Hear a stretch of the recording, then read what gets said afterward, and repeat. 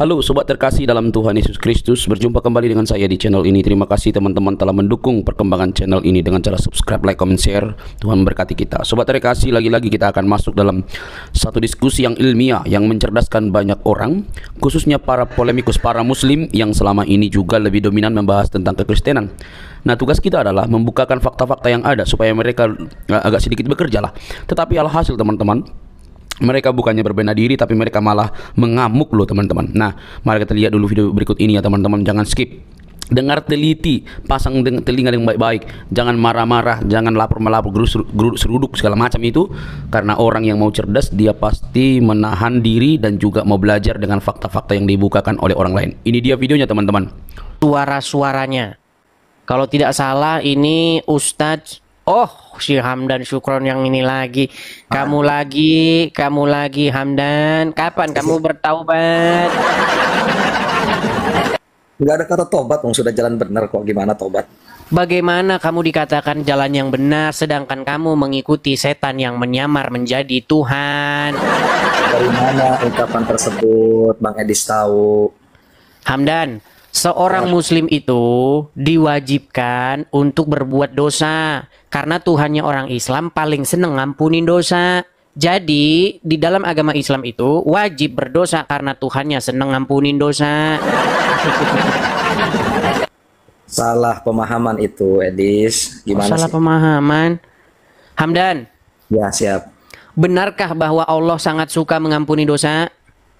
Bukan sangat suka lagi. Iya, artinya kalau orang muslim mau mendapat ampunan, maka dia harus berbuat dosa dulu, betul?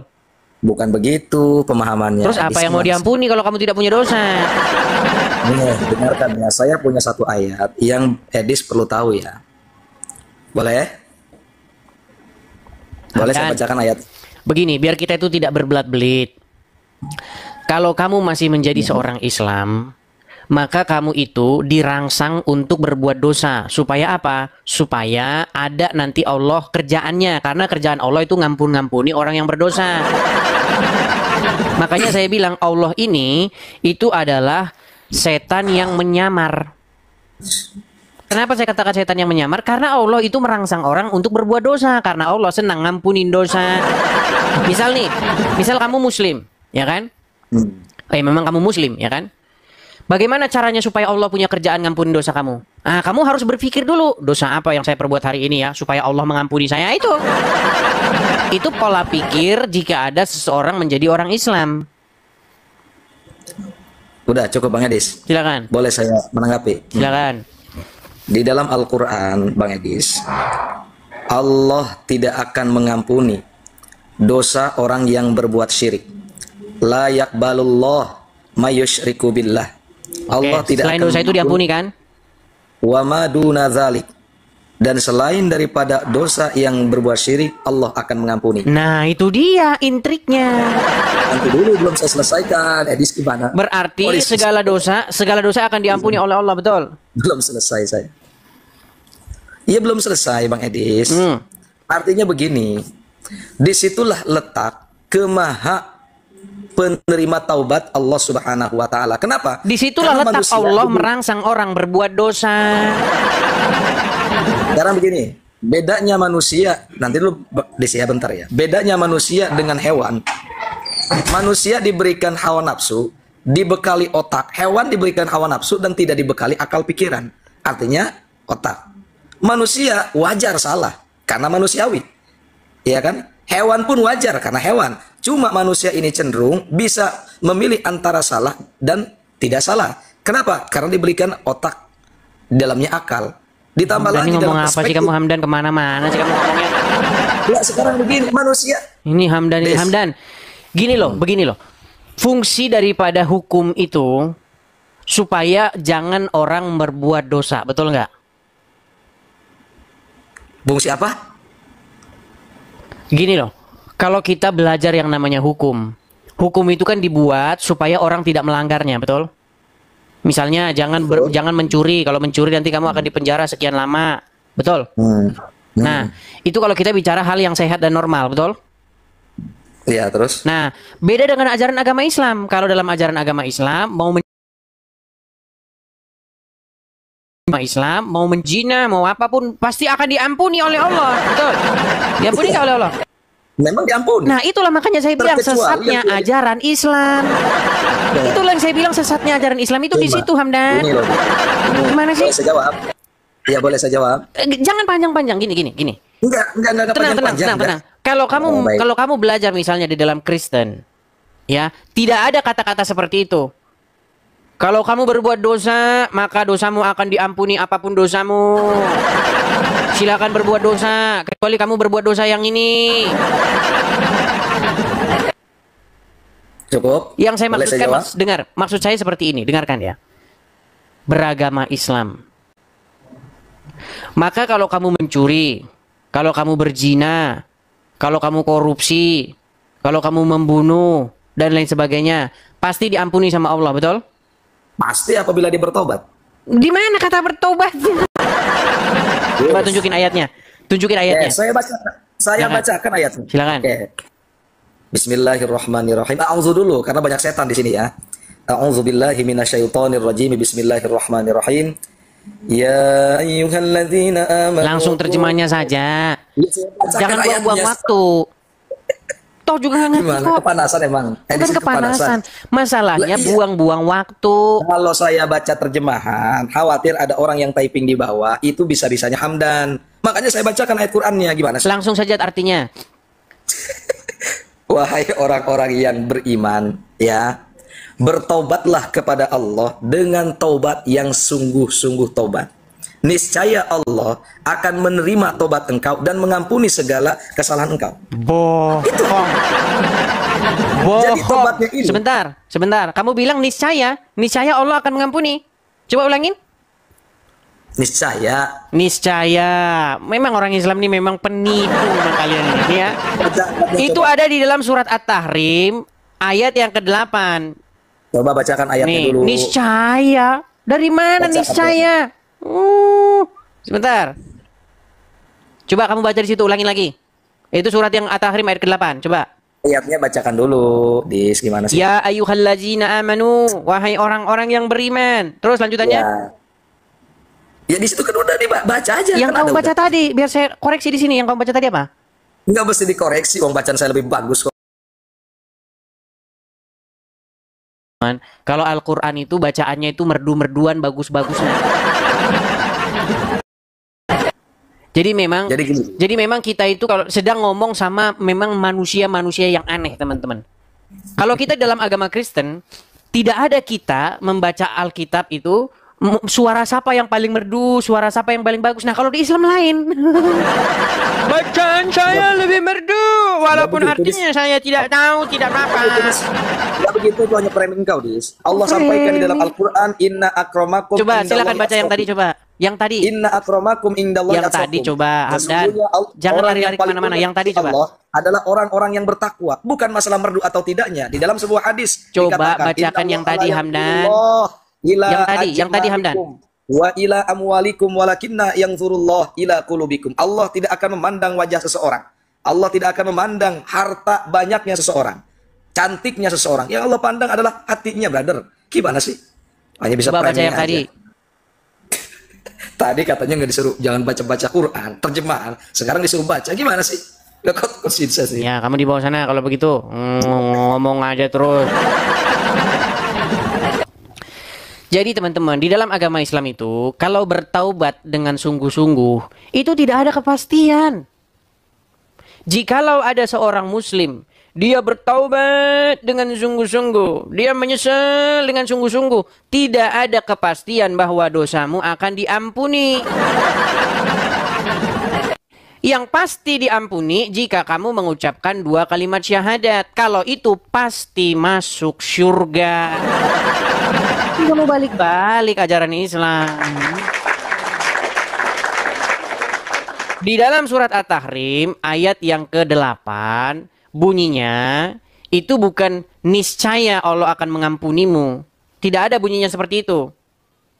Surat At-Tahrim ayat yang ke-8. Wahai orang-orang yang beriman, bertaubatlah kamu dengan taubat yang semurni-murninya. mudah-mudahan Tuhanmu akan mengampuni kesalahan. Mudah-mudahan. Makanya saya bilang teman-teman, kalau di dalam Al-Quran itu hanya ada insya Allah. Jadi ibarat kata kamu suruh kerja tuh, ada lowongan kerja. Wahai para pekerja-pekerja, bekerjalah kalian dengan murni-murninya, tidak boleh terlambat, ya. Berangkat harus pas, pulangnya harusnya jam segini. Pokoknya kerja nggak boleh harus murni betul-betul kerja. Mudah-mudahan akhir bulan gajian. Itulah gambaran janji Allah seperti ini. Nggak percaya mereka. Baik, saya balikan. Disangkain saya bohong-bohong, saudara-saudara, mengenai janji Allah. Janji Allah itu memanglah tidak pasti. Dan ini adalah ayat Al-Quran. Di sini, wahai orang-orang yang beriman, bertaubatlah kepada Allah dengan taubat yang semurni-murninya. Apa itu semurni-murninya? Taubatan nasuha. Lalu setelah taubat yang semurni-murninya, apakah ada kepastian? Tidak ada. Boro-boro ada kepastian. Tidak ada. Yang ada mudah-mudahan. Nah. Makanya saya bilang janji Tuhan Yesus iya dan amin. Sementara janji Allah mudah-mudahan.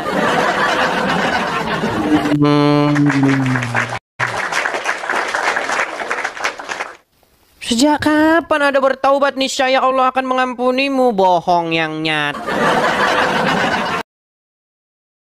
Itu adalah sebuah kebohongan. Oke, kita kasih naik ada Saji Sapu Terang. Makanya Asmiranda itu jadi orang Kristen. Karena dia tahu di dalam agama Islam itu yang ada hanyalah mudah-mudahan insya Allah. Sayur asem nuaya. Namanya aja sayur asem. Penjual sayur asem dia. Ya silakan. Sayur asem nuaya. Selamat malam sayur asem nuaya.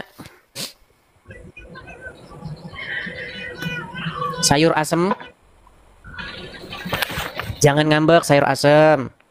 Berikan argumenmu tentang agama Islam. Kalau kamu sudah malu jadi agama Islam, jangan memaksakan diri.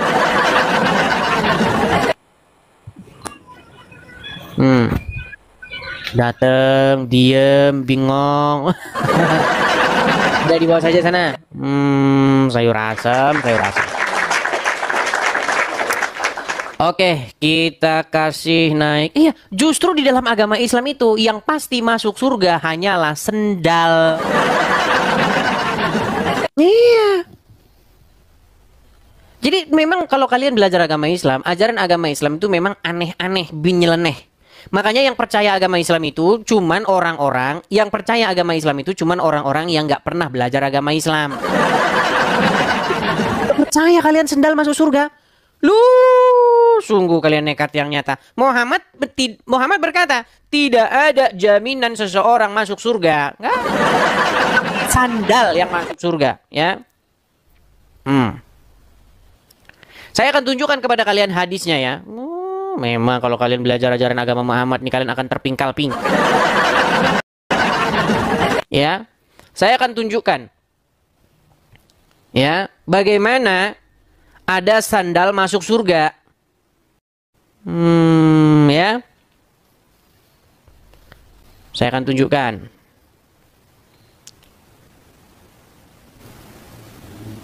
Di dalam kitab Sahih, ya, Sahih nih. Nih, saya akan tunjukkan. Saya balik dulu kamera saya, biar kalian tahu nih tentang ajaran-ajaran agama Islam. Perhatikan. Sandalnya Bilal masuk surga. Gimana kalian ini? Perhatikan. Saya akan tunjukkan kepada kalian. Sandalnya Bilal malah masuk surga. Kalian tidak tahu sandal masuk. Hadits Nabi, ya. Ada di mana? Hadis riwayat At-Tirmizi. Wahai Bilal, kenapa engkau mendahuluiku masuk surga? Kan saya bilang Muhammad ini seorang penipu ulung. Kenapa saya katakan Muhammad ini penipu ulung? Muhammad bilang, tidak ada yang bisa masuk surga kecuali Muhammad duluan. Di hadis yang lain dikatakan apa sih? Apa dikatakan di hadis yang lain?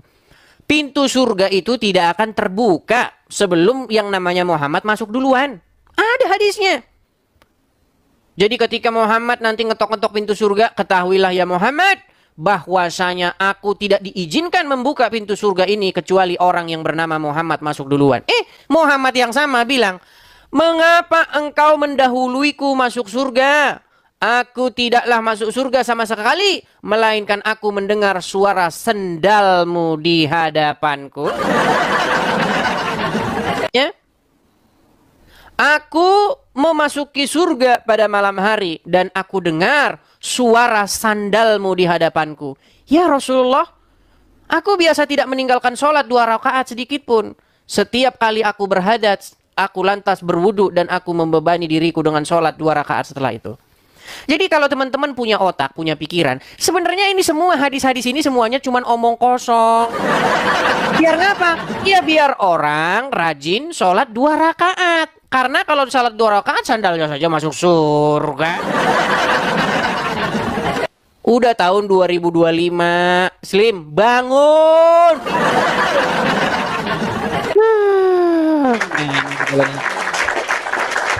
Tapi saya kalau ngomong begitu katanya menista.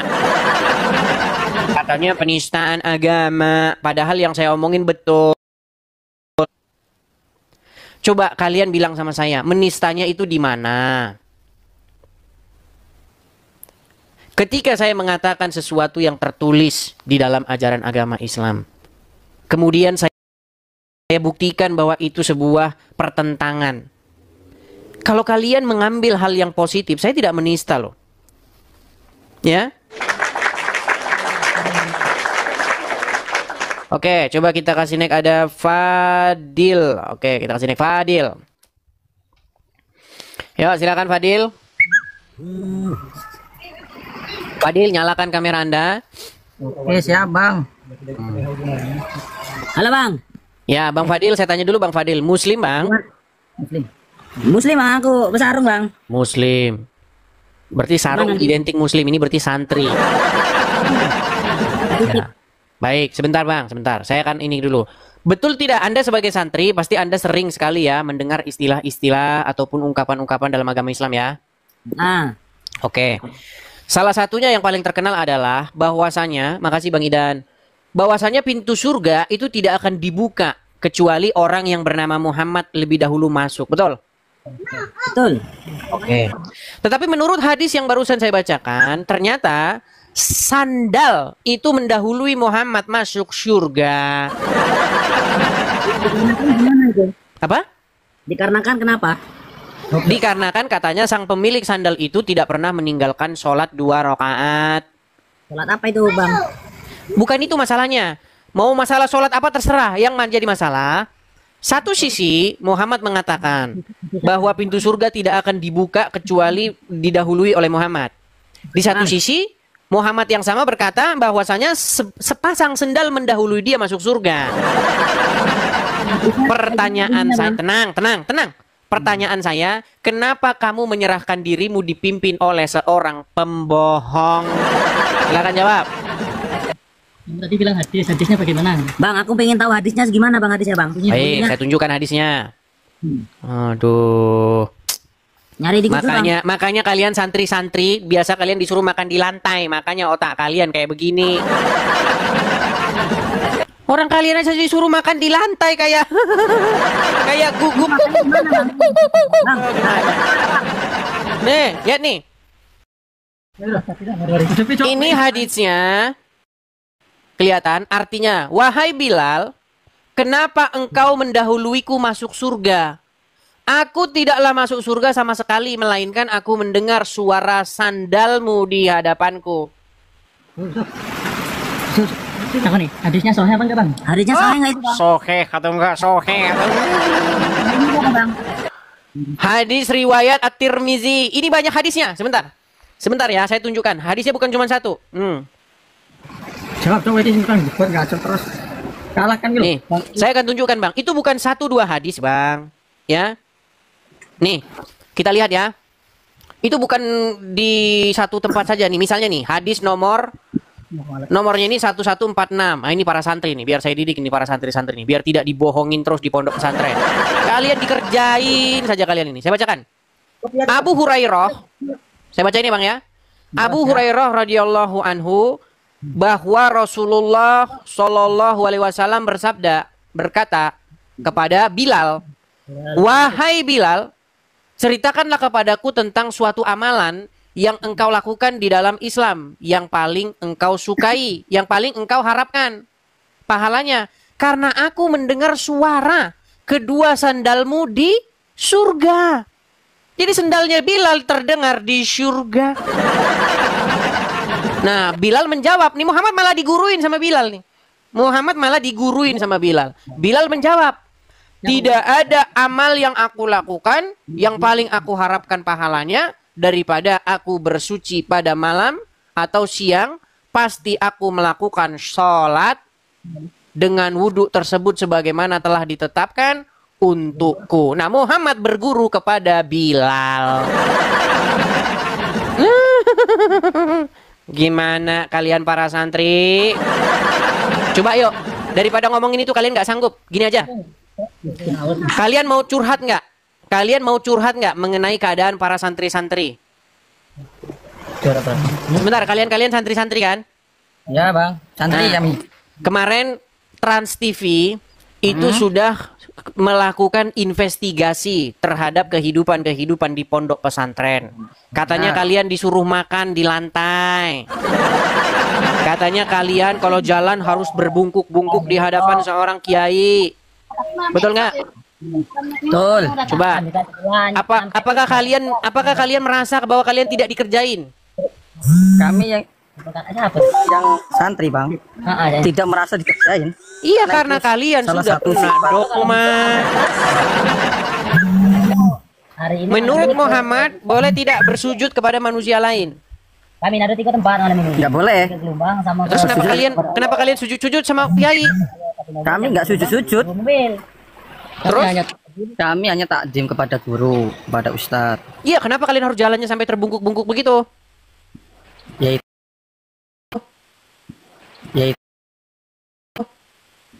Yaitu enggak lah. Enggak harus. Enggak harus juga, Bang. Enggak harus juga. Baik, jadi kalian senang hidup seperti itu ya? Di agama Kristen ada pondok enggak?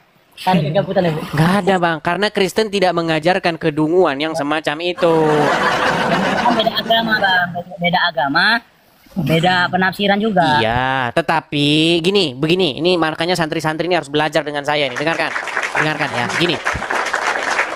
Saya ini seorang Kristen, Bang. Tetapi saya ini adalah orang yang belajar agama Islam secara mendalam.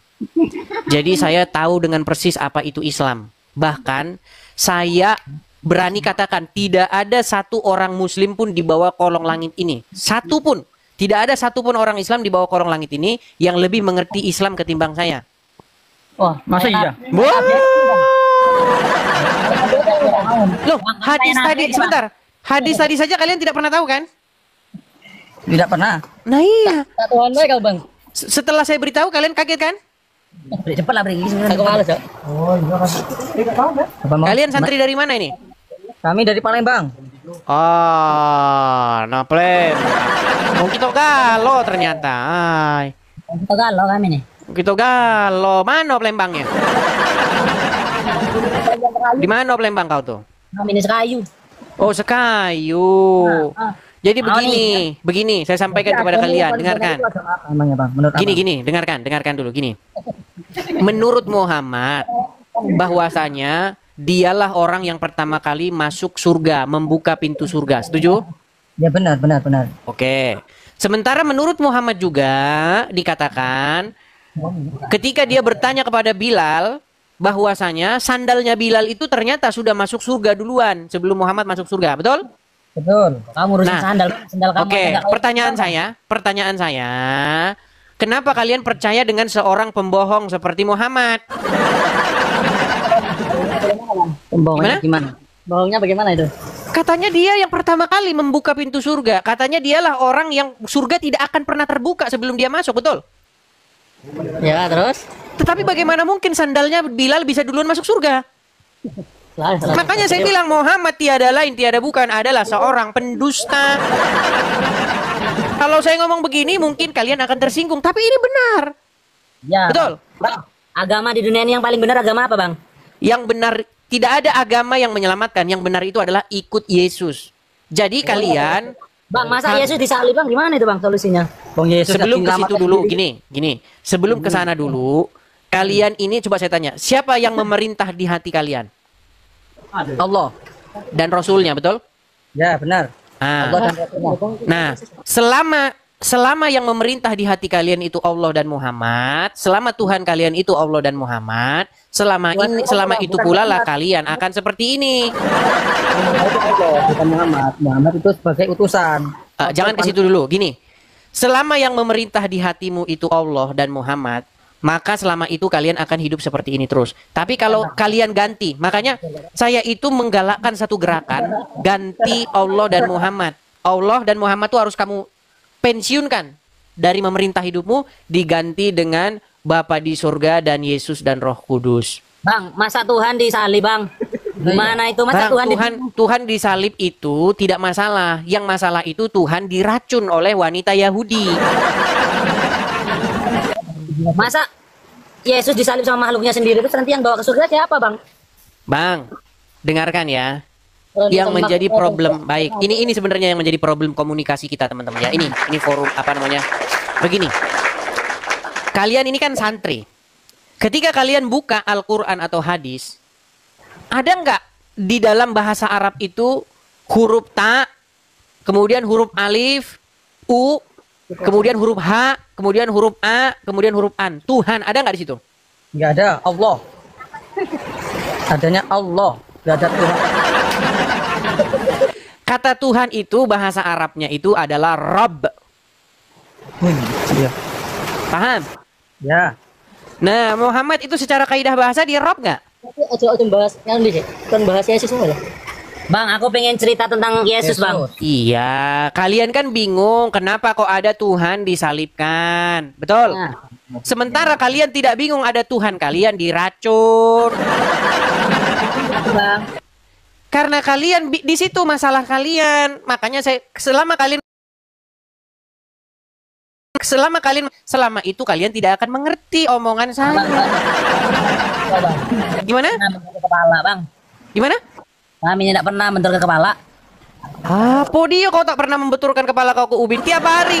Kau tiap hari begini terus sampai kepala kau benturkan ke ubin sampai membekas. Loh, itu ada tandanya. Gimana sih? Surat Al-Fat. Ini buktinya lo nggak ada tandanya, Bang. Nggak ada. Nah, itu berarti bukan tanda orang beriman. Ini dari apa, Bang? Baik, saya balikan. Sebentar. Saya perbaiki dulu YouTube saya ya. Sabar. Katanya YouTube-nya error. Sebentar. Waduh, kalian ini benar-benar karena kalian tidak punya tanda bekas di jidat, makanya kalian seperti ini. Sebentar, saya perbaiki dulu ya. Aduh. Oh, ini banyak berguru dengan Google, Bang. Bukan berguru dengan Google. Justru saya inilah orang yang sangat mengerti ajaran agama Islam. Yesus itu siapa, Hai. Bang? Kau nih, Cak Mano kau nih belajar agama Islam tapi kau tak ngerti. Namanya belajar, Bang. Bang. Ini kami belum tahu. Masih belajar, Bang. Di pondok pesantren. Hai, susah ini belajar. Ngajari budak-budak ini susah, woi. Nah, ya. Ah. Kalau benar Bang Edis benar, ya kami ikut Bang Edis. Loh, Ustadz kalian bahkan akan berguru kepada saya. Gimana sih? Sudah waktunya para ustadz-ustadz, para kiai-kiai berguru dengan Edis TV. Gimana? Coba. Kalau tidak ada bekas sujud di dahi kalian, itu bukan tanda kalian pengikut Muhammad. Perhatikan. Nih, ini surat Al-Fat ayat 29, betul? Betul. Oke, coba bacakan yuk. Ya, benar. Bacakan. Muhammad itu adalah utusan Allah. Dan orang-orang yang bersama dengan dia adalah keras terhadap orang-orang kafir. Bang, kamu nggak pernah mondok, Bang. Tetapi berkasih sayang sesama mereka. Kamu lihat mereka ruku dan sujud mencari karunia Allah dan keriduannya. Tanda-tanda mereka tampak pada muka mereka dari bekas sujud. Nah, Demikian. tanda-tanda. Apa tanda-tandanya? Apa tanda-tandanya? Tanda-tandanya apa, Dol? Ini loh. Tanda-tanda mereka tampak pada muka mereka dari bekas Kami percaya ya. sujud. Ya. Kamu tidak ada tanda bekas sujud, makanya saya bilang berarti kamu bukan yang dimaksudkan dalam ayat ini. Gimana? Ke dalam ayat itu, Bang. Emang ayat itu ayat berapa sih? Ay, makanya saya bilang kalian tidak pernah tahu karena apa? Yang diajarkan di pondok pesantren itu adalah membunyikan huruf-huruf hijayah.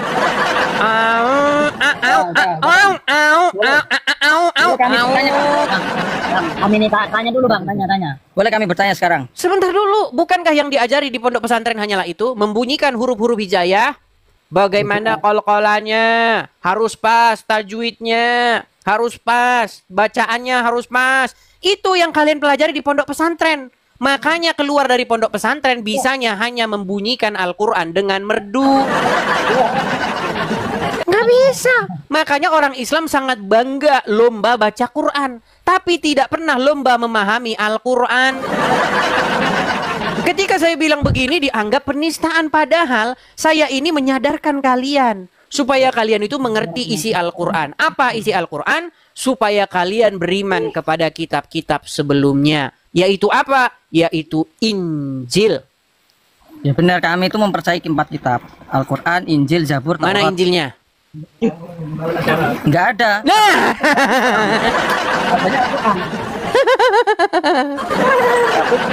Mempercayai saja, makanya Bang. saya bilang gini, kalian ini sudah didogma, sudah didoktrin oleh ustadz-ustadz kalian. Bang, kami nak bilang boleh, Bang. Kau nih cakap terus, kami nak ngomong tak pernah bisa ini, Bang. Ya, kalian mau ngomong apa? Orang kalian saja tidak ngerti agama Islam. Aku agama, Bang. Aku pengen lihat Tuhan kamu seperti apa, Bang. Gimana? Aku pengen lihat Tuhan kamu seperti apa. Aku butuh pemahaman juga, Bang. Pengen lihat Tuhan kamu seperti apa? Emang selama ini kamu sudah pernah lihat Tuhan kamu seperti apa? Enggak. Terus aneh kamu ini. Katanya kan Tuhan Sebentar, kan kamu lihat sebentar. itu kan Kamu ini disalib. aneh, pengen lihat Tuhan kami seperti apa. Sementara kamu tidak pernah lihat Tuhan kamu seperti apa. Apa dia budak-budak nih? Belum ada Tuhan. Gini loh, maksud saya itu begini, kita itu harus adil. Apa yang kalian ukurkan kepada orang lain, ukurkanlah itu kepada diri kalian sendiri, betul? Kalian sering meledek Tuhannya orang Kristen berbentuk manusia, betul? Betul memang, Yesus bentukan manusia. Oke, sekarang saya tanya, Allah berbentuk manusia enggak? Enggak. Belum pernah Beda disadar, dengan belum pernah zat disadar. Baik, saya akan tunjukkan ayatnya. Allah berbentuk manusia. Perhatikan, saya akan tunjukkan ya. Itu. Bentar ya. Dia nggak kegabutan. Mau harus tahu dhisik ya ora kecak. Itu ada di dalam Al-Quran, di dalam surat Al-Qalam, ya. Surat Al-Qalam ayat yang ke-42. Saya ajarin lagi kalian bahwa Allah itu berwujud manusia. Baik. Surat Al-Qalam ayat 42. Pada hari betis disingkapkan dan mereka dipanggil untuk bersujud, maka mereka tidak kuasa. Kita baca tafsirnya ya. Perhatikan, betisnya siapa itu? Perhatikan. Perhatikan ya. Saya akan bacakan di dalam tafsir Al-Mukhtasar ya, markas tafsir Riyad nih. Pada hari kiamat ketika muncul huru-hara, lalu Allah Ta'ala menyingkapkan betisnya dan manusia disuruh untuk bersujud. Lalu orang-orang yang beriman pun sujud. Dan tinggallah orang-orang kafir dan orang-orang munafik yang tidak mampu bersujud. Berarti Allah punya betis nggak? Sampai terlalu ngalim mulai. Enggak. Terus ini betisnya siapa? Betisnya manusia yang tidak mau beribadah. Betisnya manusia yang tidak mau beribadah. Makanya jangan serius-serius kalau ngobrol sama santri. Makanya saya bilang, Bang. Jadi kenapa? Gini, kalau Indonesia mau maju, maka bubarkanlah pondok pesantren. Bang, Indonesia merdeka itu karena santri, Bang. Indonesia merdeka karena santri, bohong. Ya, bohong. Kau itu yang Dengar, bohong. dengar, sebentar. Buktinya Kalian belum- belajar belum sejarah tentu nggak? merdeka, Tenang, nanti tenang, sudah tenang, ada. tenang. Apa yang membuat Indonesia merdeka atau memproklamirkan kemerdekaan Republik Indonesia? Bukan karena santri. Itu halusinasi orang Islam karena orang Islam tiap hari kerjanya halu. Dengarkan. Dengarkan, dengarkan. Saya ini adalah seorang yang juara kelas dalam pelajaran sejarah di waktu saya SMP. Teman-teman SMP saya semua tahu itu. Kalau belajar sejarah, tanya sama Edis. Waktu zaman SMP sampai zaman SMA, saya itu adalah orang yang ditanya terus kalau soal sejarah. Gini, pada waktu Jepang menjajah Indonesia, pada waktu itu Jepang itu dijatuhi bom di Hiroshima dan Nagasaki oleh sekutu. Ketika Hiroshima dan Nagasaki dijatuhi bom, maka kalang kabutlah kekuatan Jepang dan hancurlah pertahanan mereka. Ketika pertahanan mereka lemah, akhirnya apa? Akhirnya Jepang memberikan itu kemerdekaan, dihadiahi, dijanjikan. Tapi para pemuda tidak tunggu, nggak mau. Kemerdekaan nggak boleh dikasih-kasih. Makanya Bung Karno dan Bung Hatta itu diculik, dibawa ke Rengas Dengklok. Dipaksa oleh pemuda untuk segera membacakan teks proklamasi kemerdekaan. Untuk memproklamirkan kemerdekaan. Karena apa? Karena berita sudah terdengar bahwa posisi Jepang, posisi Nippon lemah. Karena apa? Karena negaranya di sana dibom atom. Santri dari mana? Kabur. Santri. Gimana?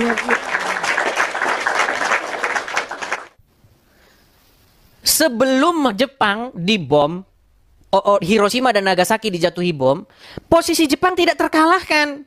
Bahkan orang-orang Indonesia terhasut oleh hasutan orang-orang Jepang bahwa orang Jepang mengatakan bahwa ini saudara tua. Jadi kalau kalian belajar sejarah itu gini. Saya ajarin. Dulu yang menjajah negara kita tercinta ini siapa? Belanda. Ya. Nah, ketika dijajah Belanda, ini kesaksian dari para saksi mata. Jangan kamu bilang saya nggak mau wawancarai saksi mata. Saya mau Waktu saya zaman-zaman SMP, SMA, saya wawancarai para pelaku-pelaku sejarah yang umur-umur tua itu, kakek-kakek yang sudah pada tua. Saya tanyain, apa bedanya zaman Jepang sama zaman Belanda? Kalau zaman Belanda, orang Indonesia masih diurus. Masih disekolahin, dikasih ini, dikasih program ini, segala macam. Bahkan dia bilang, lebih enak zaman Belanda ketimbang zaman sekarang. Dia ngomong begitu kok di hadapan saya. Itu saksi mata yang saya wawancarai. Di zaman Belanda dulu diurus. Ditata kota ini, segala macam. Digaji. Oh, gimana? Lalu datanglah orang-orang Jepang ke Indonesia dengan hasutan. Jadi mereka datang itu dengan hasutan. Apa hasutannya? Nippon Cahaya Asia, Nippon Pemimpin Asia, Nippon Pelindung Asia. Itu 3N itu. Itu hasutan mereka. Sehingga karena ras kita sama, ini sama-sama orang Asia kita. Kita singkirkan orang-orang non-Asia. Itu pada waktu itu propaganda mereka. Sehingga Jepang mampu mengalahkan Belanda dengan cepat. Tetapi setelah dijajah oleh Jepang, ternyata tambah hancur. Itu keji bahkan. Kalau orang Belanda itu masih berpikir perikemanusiaan. Masih diurus itu orang-orang Indonesia. Tetapi kalau orang Jepang mereka betul-betul menindas sangat luar biasa dengan Romusa itu. Kau tahu sejarah gimana?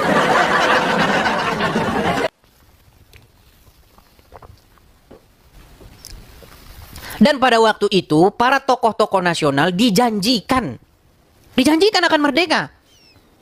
Saya kasih hadiah. Nah, Bung Karno itu sebagai seorang yang dia mau main rapi, nggak ada mau pertumpahan darah. Pinter Bung Karno, dia tunggu itu pemberian hadiah kemerdekaan itu. Tapi para pemuda nggak mau, nggak bisa. Karena sudah tersiar di radio bahwa Hiroshima dan Nagasaki sudah hancur lebur. Jadi para pemuda tidak mau lagi menunggu-nunggu. Sekarang bahkan diculik itu. Bung Karno diculik, dibawa ke Rengas Dengklok. Oh, gara-gara santri. Botol. Santri dari mana? Santri kerjanya itu. Itu kerjanya santri. Gimana? Saudara. Ayo naik, diskusi yang bagus. Ayo. Kamu diskusi pakai data, jangan diskusi pakai halusinasi. Ya silakan, Basori. Basori restorator Indonesia. Silakan, nyalakan kamera. Gimana Basori? Ya, gimana? Udah lama nggak jumpa ini. Masih belum bertobat kamu dari meminum air kencing onta? Aku bersaksi. Sudahlah, apa? Apa itu? Aku bersaksi. Takut, sudah takut. Ya? Bukan takut sama saya. Gak takut, kok takut. Takut. Aku bersaksi. Itu yang diperuntukkan itu orang-orang kafir itu. Sebentar, Itu sebentar. yang minum Aku bersaksi. Enggak, sudah takut. Sekarang ya. gini saja. Takut, Betul tidak Muhammad satu-satunya Udah, nabi yang disuruh. menyuruh? Tenang, tenang, Basori. Sebelum Ya, kita lanjut. Yang disuruh minum. Tenang, yang disuruh tenang, minum tenang, air kencing tenang, itu orang-orang tenang dulu, kafir, tenang dulu, tenang, saudara-saudara. tenang dulu, tenang dulu. Nah, tenang. Bahwa Muhammad menjadi satu-satunya Baca ayatnya. nabi. Kalau kamu nggak, Baca. kalau kamu nggak tenang, gimana kita mau diskusi? Nah, itu Bisa baca tenang? hadisnya itu. Nggak, kamu bisa tenang? Baca hadisnya itu. Saya bisa tenang. Oke, baik. Sebelum kita lanjutkan, dengarkan dulu omongan saya. Muhammad menjadi satu-satunya nabi yang menyuruh orang meminum air kencing hewan. Betul atau salah? Diperuntukkan untuk siapa itu? Sekali lagi, kalau kamu tidak menjawab, kita sudahi. Muhammad Nah, sudah menjadi kalah, ya. satu-satunya Ilmu nabi udah seberapa, yang ya. menyuruh Ilmu udah orang seberapa. untuk minum air kencing hewan. Betul atau salah? Ilmumu itu tidak seberapa tanding sama saya. Udah, nol. di bawah sana, Basori. Silakan Kamu turunkan. ditanya itu langsung gelagapan.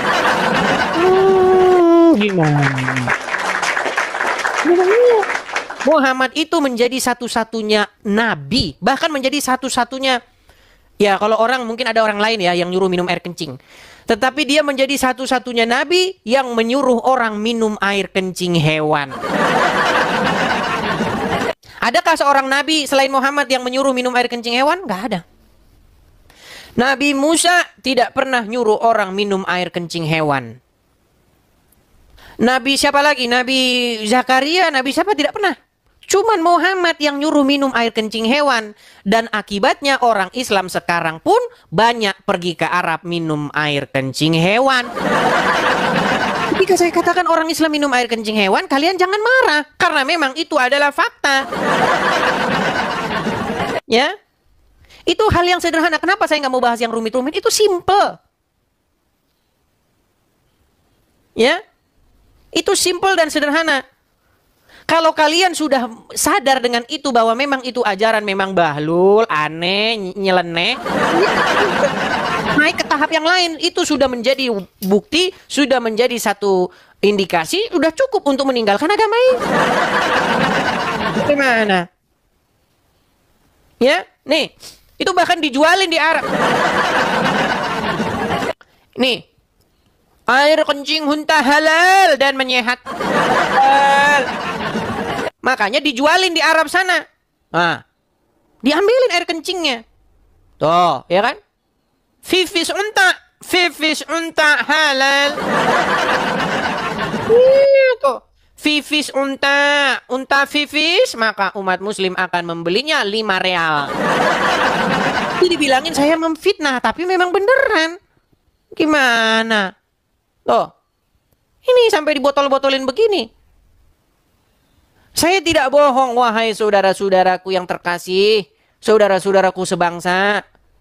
Memang betul di dalam ajaran agama Islam itu ada minum air kencing. Kencing unta. Siapa yang ngajarin? Yang ngajarin ya Nabi kalian itu.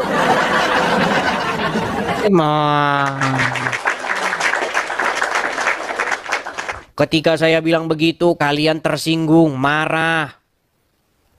Padahal yang saya bilangin fakta. Iya. Ayo, silakan. Silakan muslim naik. Kemudian kalian patahkan argumen saya itu. Buktikan bahwa yang saya ucapkan itu tidak benar. Sorry, coba sebelum saya lanjutkan, coba kamu ini sama saya. Betul atau tidak Muhammad menyuruh orang minum air kencing onta atau hewan? Betul? Orangnya itu orang Islam atau bukan? Bukan masalah orangnya dulu. Yang jelas dia seorang manusia. Betul tidak Muhammad nyuruh seorang manusia, ya beberapa orang meminum air kencing hewan atau unta? Karena apa? Kenapa? Ditanya benar atau tidak? Betul atau tidak? Betul, tapi untuk orang Ayo kafir. bersaksi dulu. Aku bersaksi. Aku bersaksi. Aku bersaksi Nabi Muhammad itu menyuruh orang kafir untuk meminum air kencing unta. Berarti Muhammad menjadi satu-satunya nabi yang menyuruh minum air kencing onta, betul? Untuk orang kafir. Untuk orang kafir. Baik. Baik, benar. Ternyata untuk orang kafir. Tetapi Ya. mengapa para ustadz justru yang meminumnya? Silakan membaca. Perhatikan, hadisnya. sebentar. Saya balikan dulu kamera saya. Aduh, katanya untuk orang kafir, saudara-saudara. Ternyata yang berangkat justru yang muslim. Perhatikan. Apakah beliau-beliau ini adalah seorang muslim? Nih, kita akan bukakan dulu videonya. Bentar ya.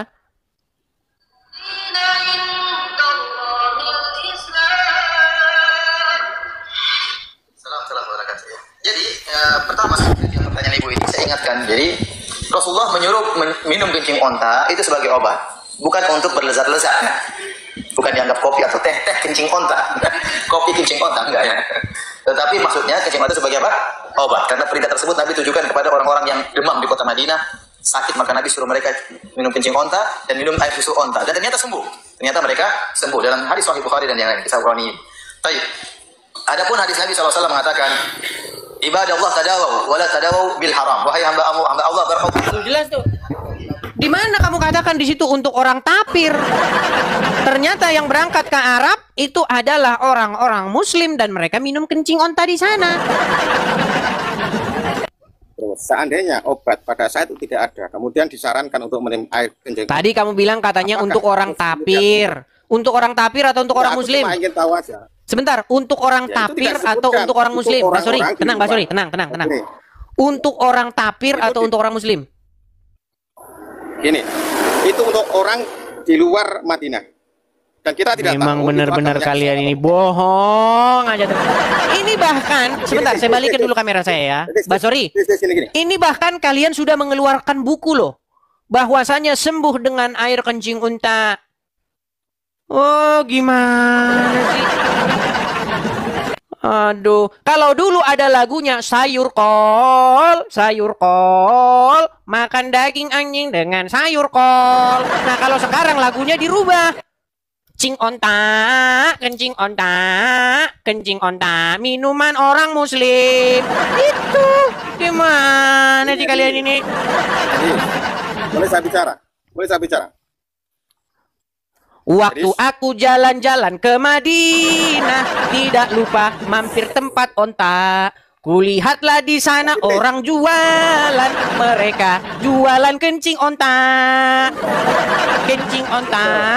Kencing onta, minuman orang muslim.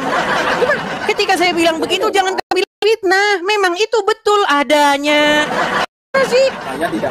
Saya tidak bilang Anda itu mau fitnah. Oke, berarti kamu akui nggak? Ada. Kamu akui? Hadis itu ada, tetapi selagi untuk obat itu tidak masalah. Iya, berarti kamu akui kan?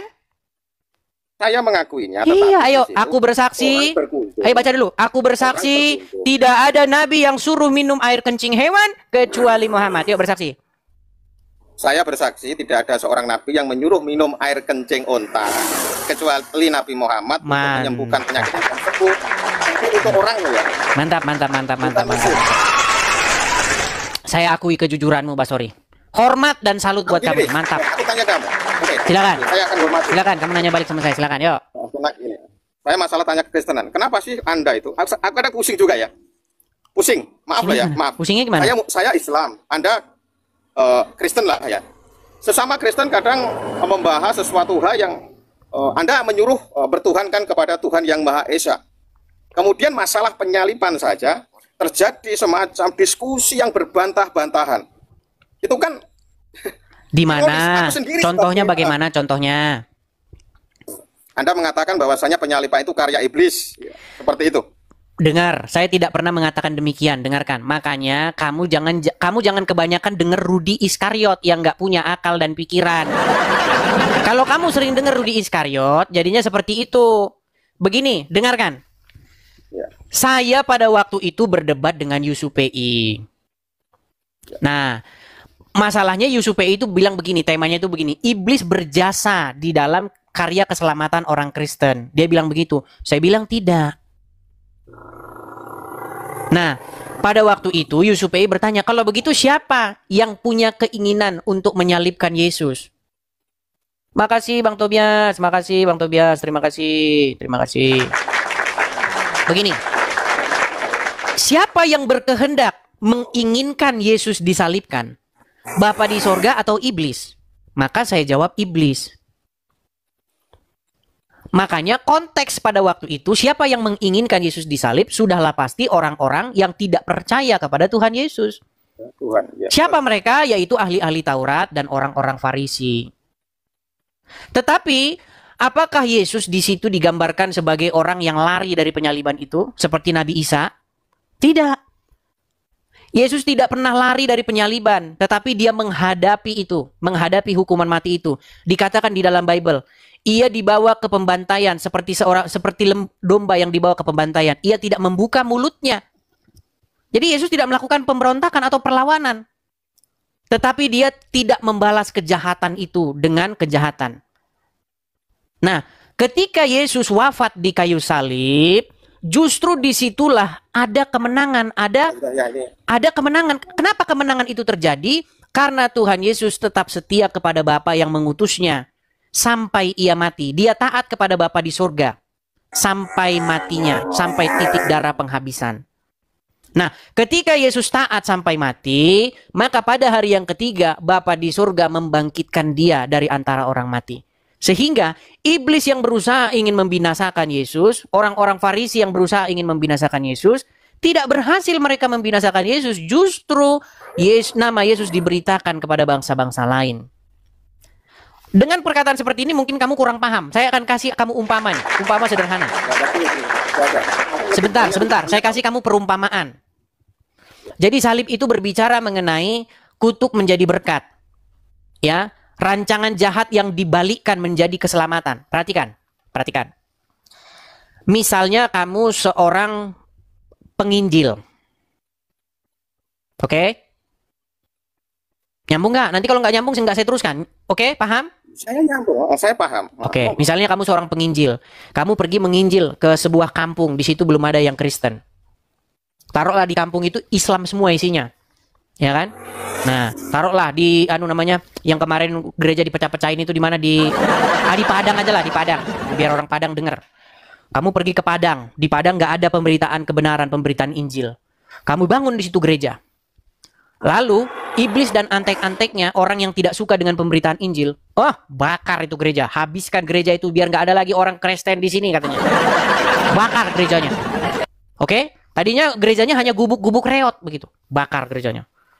Setelah dibakar, karena kamu seorang penginjil, kamu memegang teguh firman Tuhan. Kamu tidak mau membalas. Kamu tidak akan membalas kejahatan dengan kejahatan. Seperti Yesus. Tidak membalas kejahatan dengan kejahatan. Justru karena kamu setia, kamu tidak berbuat kejahatan, berita tentang dibakarnya gerejamu itu sampai kepada banyak orang. Viral. Wow, gereja dibakar tapi pendetanya nggak membalas. Dia tetap mengasihi orang. Akhirnya presiden dengar itu. Dan presiden bilang, bangun lagi gerejanya. Kucurkan dana untuk membangunnya dari anggaran negara. Dibangun yang besar. Orang tadinya tidak tahu di situ ada gereja. Sekarang jadi tahu. Gerejanya tadinya gubuk reot. Sekarang jadi gereja yang besar. Jemaatnya jadi banyak. Tadinya jemaatnya 5, sekarang jadi 100. Artinya apa? Artinya di situ ada rancangan jahat tetapi yang berbalik menjadi jalan keselamatan. Nah, pertanyaan saya sama kamu. Keinginan untuk membinasakan gereja, membakar gereja itu keinginan dari iblis. Betul? Tetapi Bapa di surga melalui tangan presiden, melalui tangan orang-orang, dia membalikkan rencana jahat si iblis itu. Memakan dirinya sendiri. Iya. Malah membangunnya. Iya, malah pertanyaan saya, apakah di situ iblis berjasa? Apakah orang-orang yang membakar gereja itu berjasa? Itu menjadikan sebab akibat. Bukan, pertanyaan saya, apakah orang pembakar gereja itu berjasa membuat gereja itu semakin besar? Kalau jasanya tidak ada. Tidak ada. Kalau mereka berjasa, mereka tidak mungkin ditangkap polisi dan dipenjara. Mereka tetap pada kejahatannya. Tetapi kejahatan itu tidak membuat gereja itu musnah. Justru gereja malah semakin besar di situ. Nah, kira-kira salib itu berbicara seperti itu. Jadi yang berkehendak menyalibkan Yesus itu adalah iblis dan si jahat. Tetapi iblis tidak berhasil. Justru itu menjadi senjata makan tuan. Dia ingin membinasakan Yesus, tetapi justru Yesus bangkit pada hari yang ketiga. Ketika Yesus bangkit pada hari yang ketiga, salib yang merupakan senjata iblis untuk memusnahkan Yesus, makan tuannya sendiri. Makanya salib, makanya kamu lihat logo saya ini kan salib ini. Jadi saya nggak pernah menghina salib. Kenapa logo saya salib? Karena saya tahu salib itu adalah lambang kesetiaan Tuhan Yesus. Lambang ketaatan, ketekunan, ya ketabahan, dan juga lambang kemenangan. Justru di saat orang tabah, di saat orang setia, bahkan dia rela menderita sampai pada akhir hayatnya, ada mahkota yang akan diberikan sebagai tanda kemenangan. Seperti itu, Kristen itu berbicara seperti itu. Kristen itu berbicara mengenai penderitaan, salib. Jadi kita harus mengikut Yesus, harus hidup seperti Tuhan Yesus. Makanya marilah kita mirip dengan Tuhan Yesus. Jangan mirip dengan Muhammad. Kalau mirip dengan Muhammad, Muhammad tidak mengambil jalan salib. Muhammad mengambil jalan hura-hura. Silakan ya, silakan. Muhammad itu mengambil jalan hura-hura. Kenapa saya katakan? Dia melakukan penjarahan. Bahkan kata Abdul Somad, dia dapat 40 miliar dari penjarahan itu. Dan dia mengkoleksi banyak istri. Dia mempunyai banyak istri-istri dan budak-budak. Makanya saya bilang Muhammad mengambil jalan hura-hura. Gimana kamu itu? Ini belum tanya. Silakan. Tanya dulu. Silakan. Kenapa? Ya kan. Indonesia kan butuhnya persatuan, Dis. Gitu.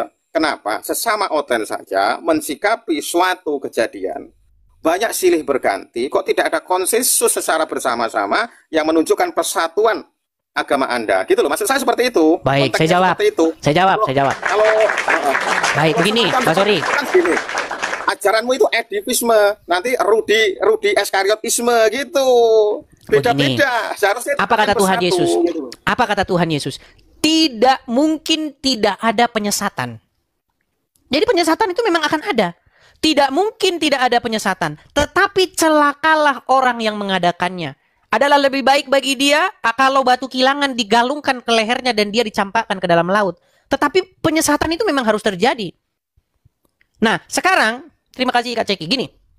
Begini. Jadi Kristen, kenapa Kristen lambangnya salib?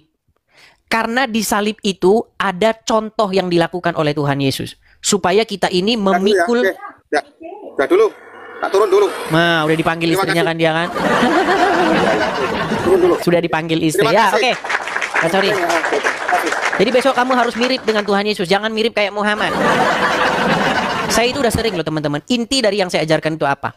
Marilah kita manusia supaya kita mirip dengan Yesus. Jangan mirip dengan Muhammad. Kalau Anda mirip dengan Muhammad, percayalah Anda akan ke Arab mencium sebongkah batu di sana.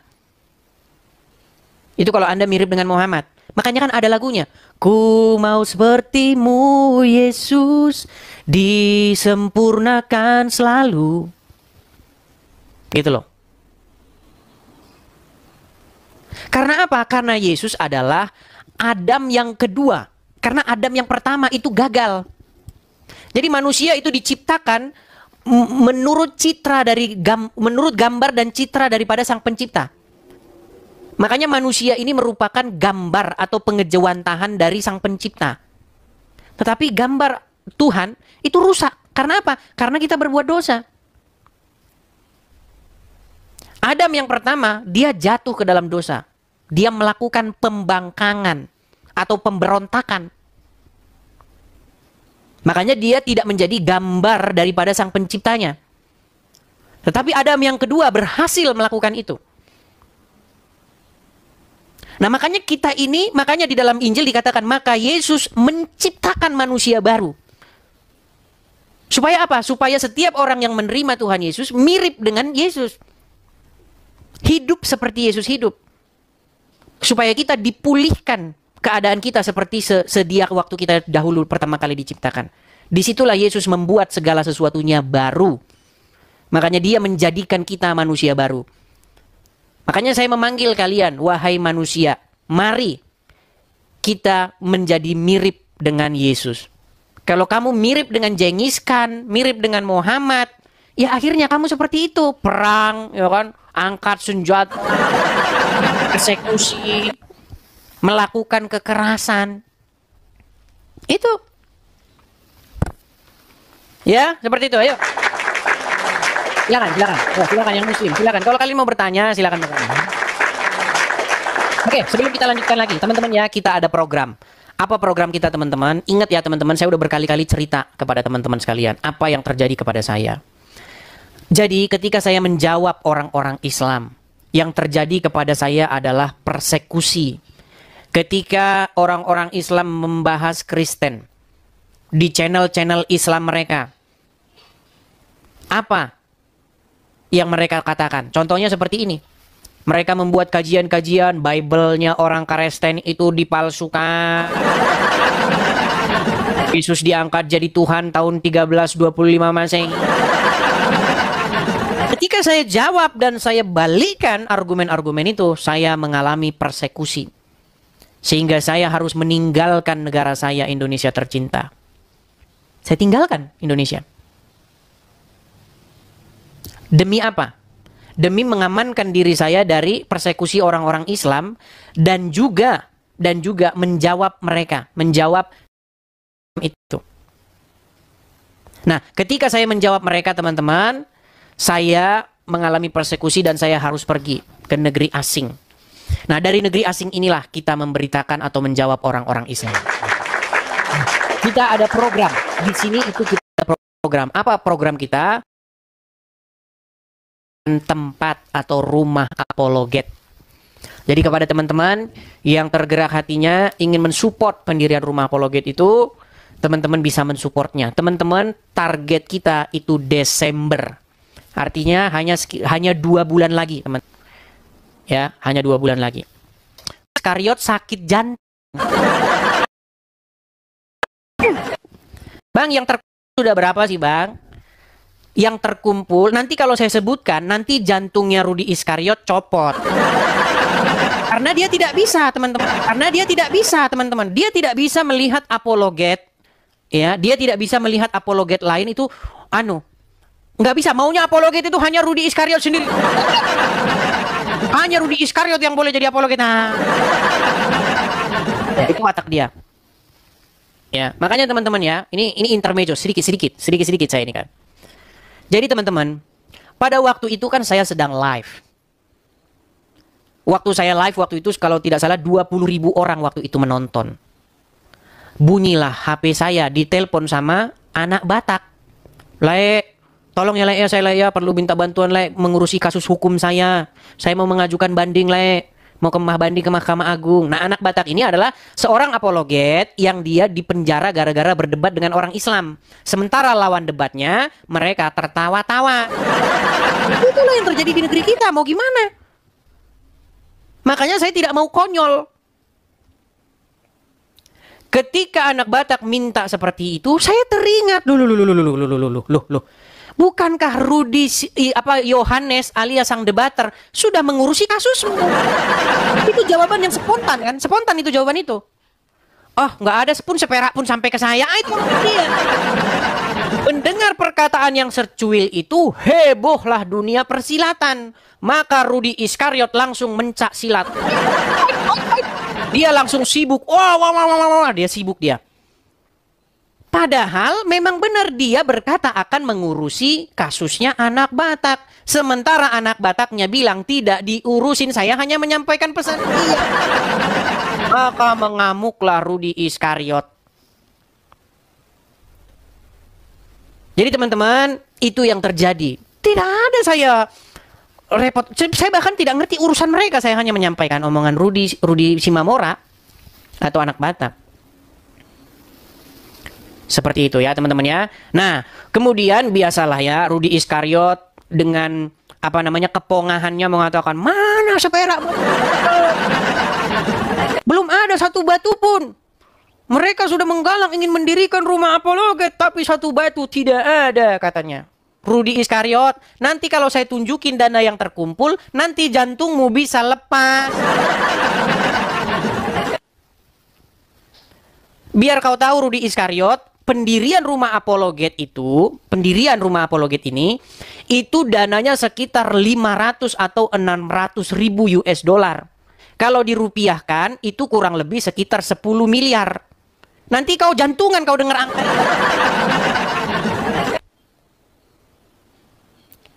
Kenapa tidak saya sepil? Ada banyak alasan-alasan. Tapi teman-teman tenang ya teman-teman. Artinya teman-teman fokus saja pada support saja. Teman-teman gak usah mikirin yang lain. Fokus pada support saja. Ya, kalau teman-teman sudah support, nanti bulan 12 tahu-tahu rumahnya sudah ada. Pegang omongan saya.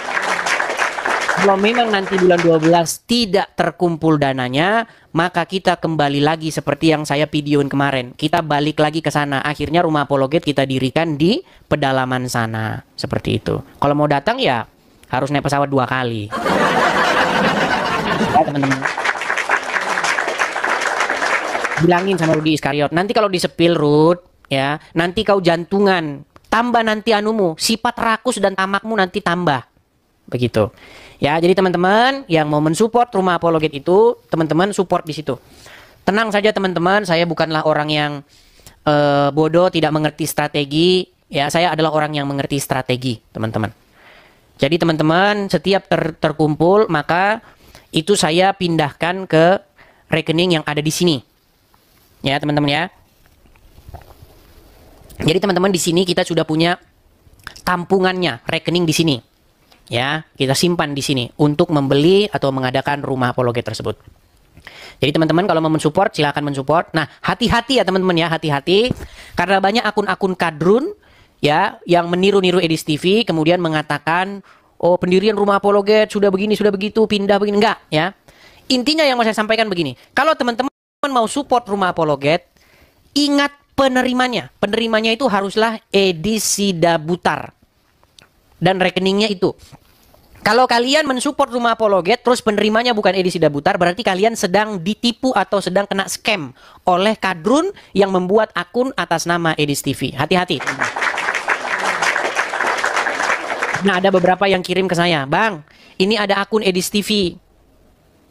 Tetapi bilang katanya ngirimnya atas namanya lain." Nah, ya, seperti itu. Oke, teman-teman.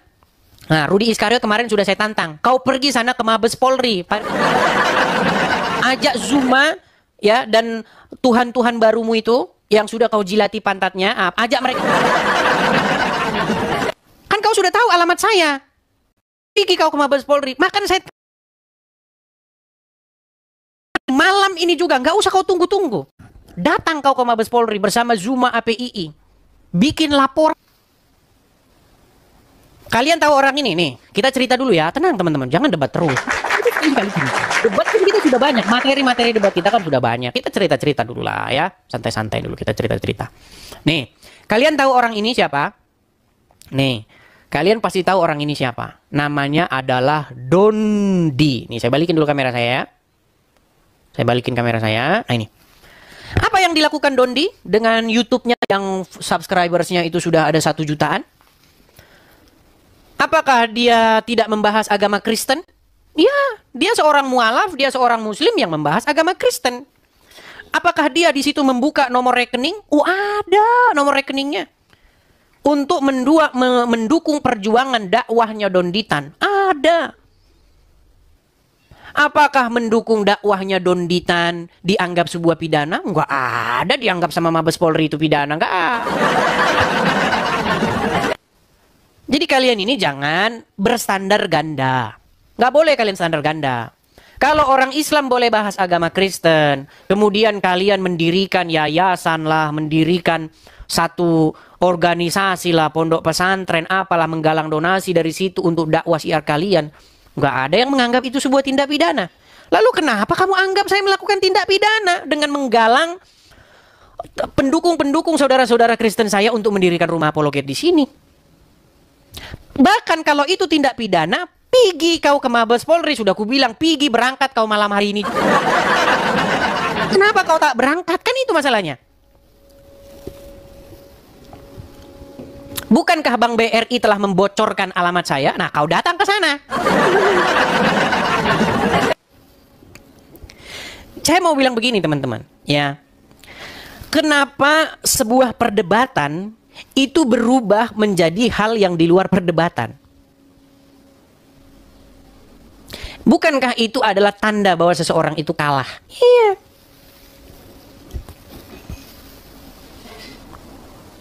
Coba silakan.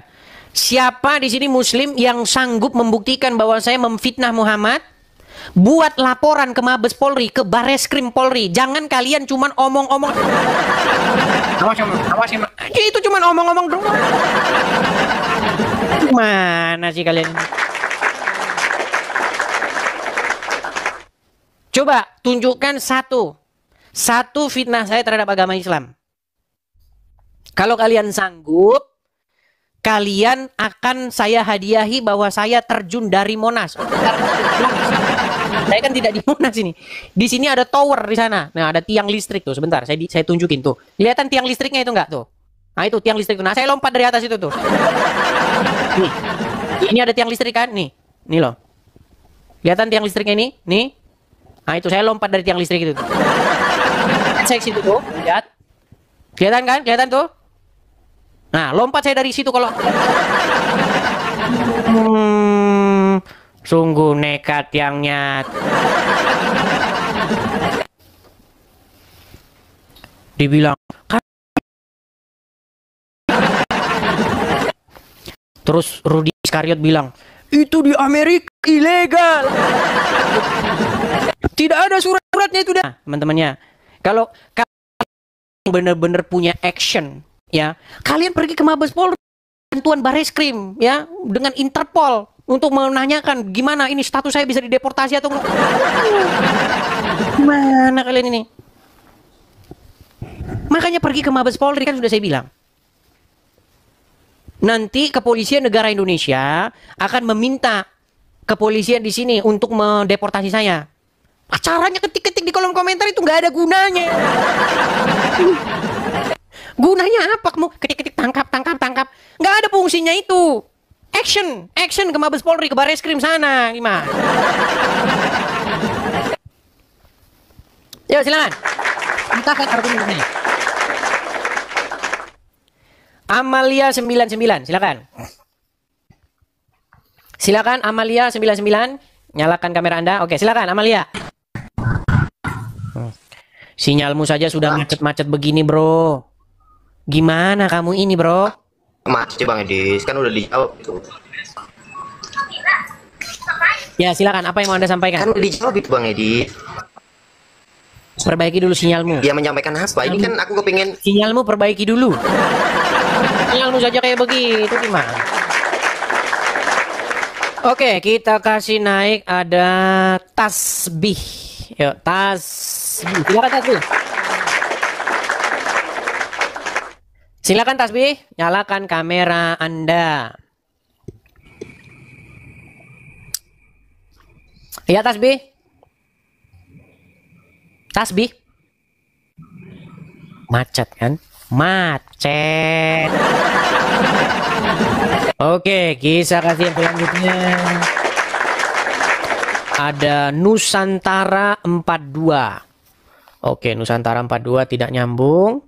Oh, naik. Oluan.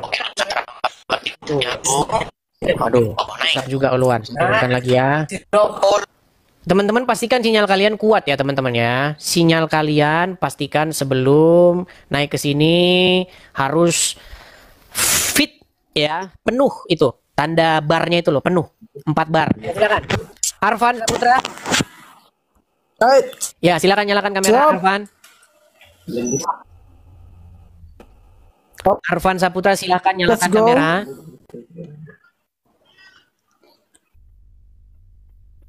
Ya Tuhan, susahnya sinyal di Indonesia.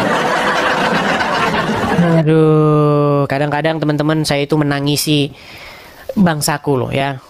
Bangsa kita itu bangsa yang kaya sumber daya alamnya dan segala macamnya. Tetapi kenapa? Sinyal saja kayak begitu. Yuk teman-teman, yuk silakan. Jika kalian menaik, pastikan sinyal kalian bagus dulu, begitu ya. Oke, kita kasih naik ada Wam Lonak.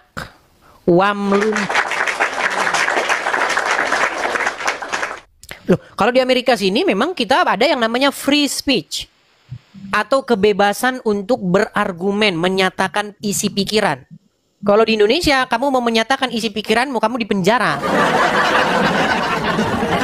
Jadi jangan bilang Belanda yang menjajah kalian. Yang menjajah kalian itu adalah sistem feodalisme warisan company itu.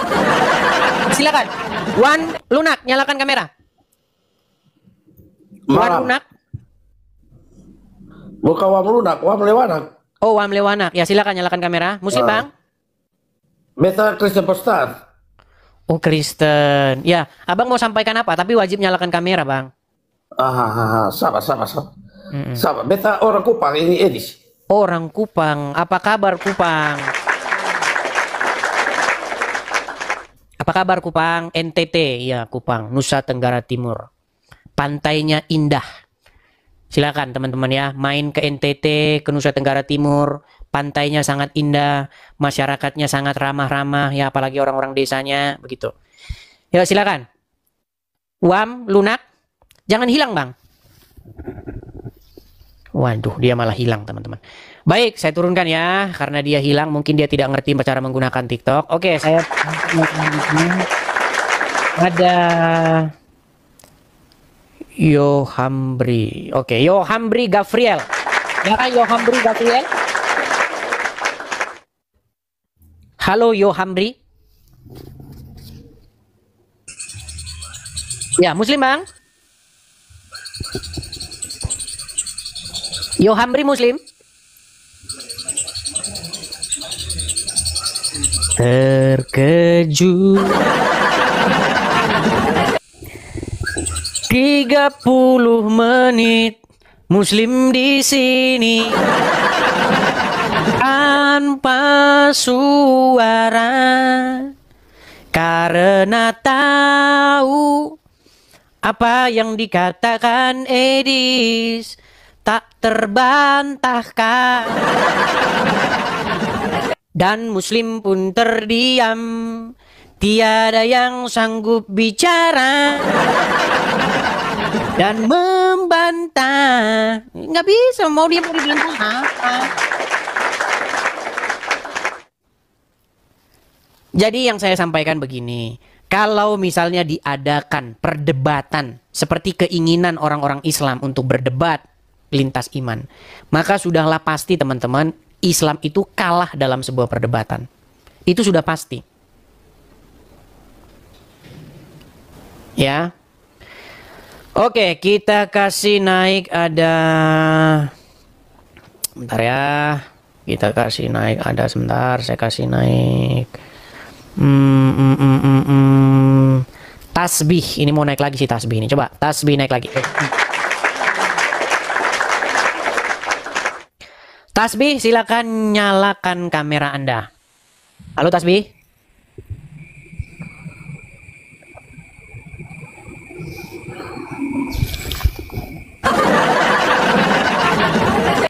Tasbih, kamu saya blokir dulu ya. Bentar, saya blokir dulu si Tasbih ini biar dia tidak bisa nonton ini lagi. Oke, sudah saya blokir. Seminggu ya, seminggu saya blokir. Iya, teman-teman ya. Saya rasa teman-teman konten-konten saya itu tentang agama Islam itu kayaknya sudah cukup sebenarnya. Kita tinggal membuat podcast aja ini sebenarnya, podcast, dan juga kita mencari isu atau tema-tema baru. Dan saya ucapkan terima kasih kepada para pemilik akun Edis TV di Facebook. Karena kalian telah membantu saya untuk menyebarluaskan kajian-kajian atau debat-debat lintas iman yang saya lakukan. Dan kalian memang patut mendapatkan upahnya. Jadi kalian patut mendapatkan reward ya. Kalian patut mendapatkan iklan atau AdSense dari Facebook tersebut ya. Jadi ada banyak sekali akun-akun Edis TV di Facebook. Tapi ketahuilah teman-teman ya, tidak ada satupun dari akun-akun di Facebook itu adalah kepunyaan atau milik saya. Itu semua pengelolanya adalah orang lain. Tetapi apakah kita harus support mereka? Tetap kita support mereka dengan menonton supaya mereka dapat iklan dari situ.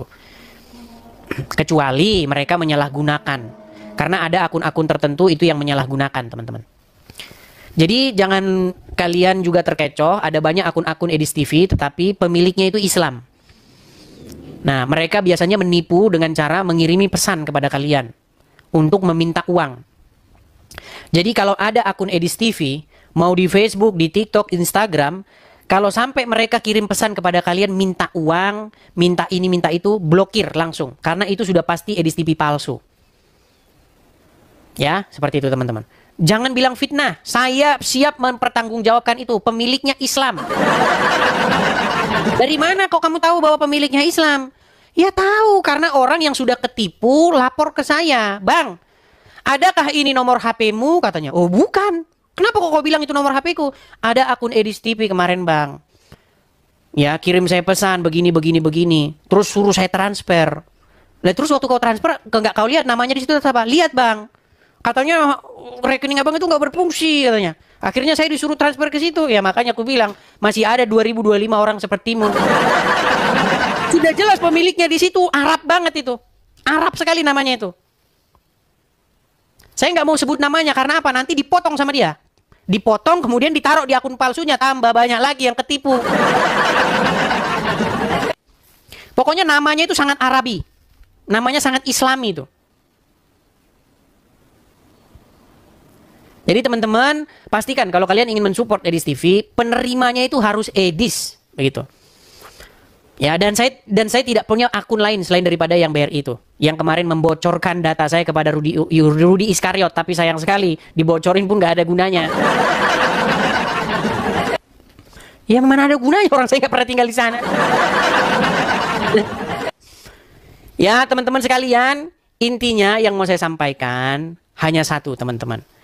Kita kalau menjawab orang-orang Islam dan mengcounter mereka, kita akan mengalami persekusi.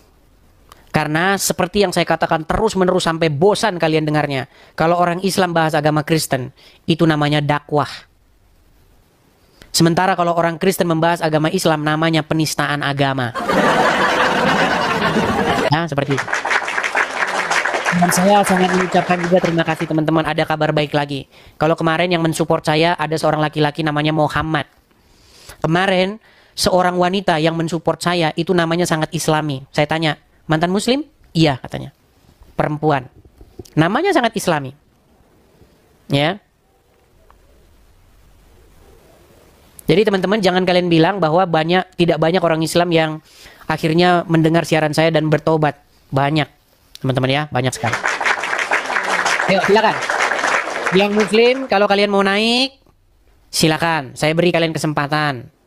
Mau kalian membantah, saya kasih kesempatan juga, silakan.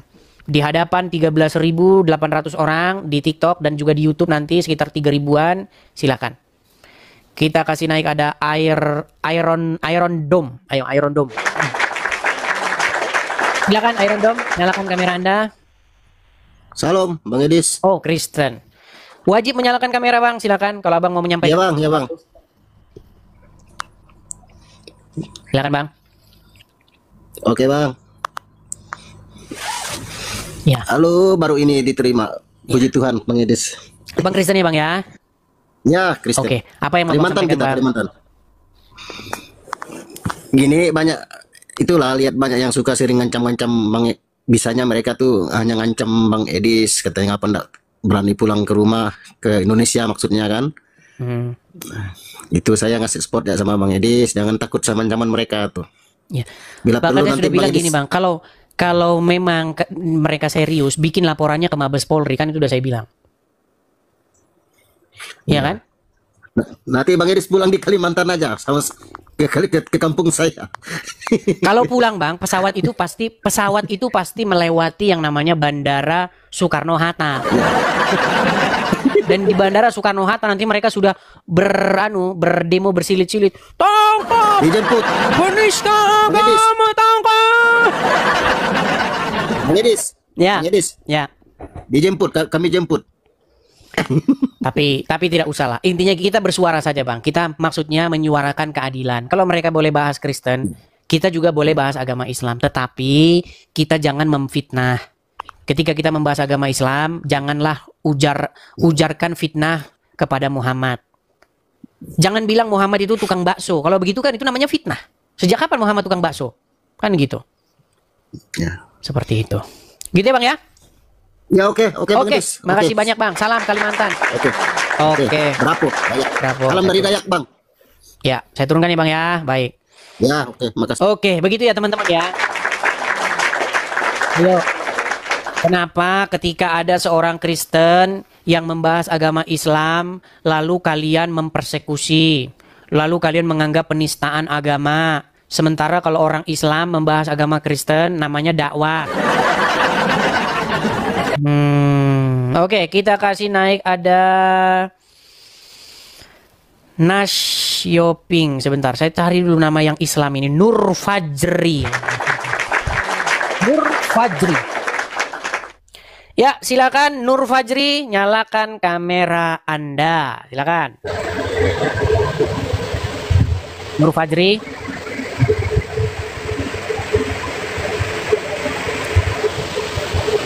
Nur Fajri, apakah Anda mendengar? Nah, kan? Apakah mereka sanggup? Mampu mereka membantah argumen saya?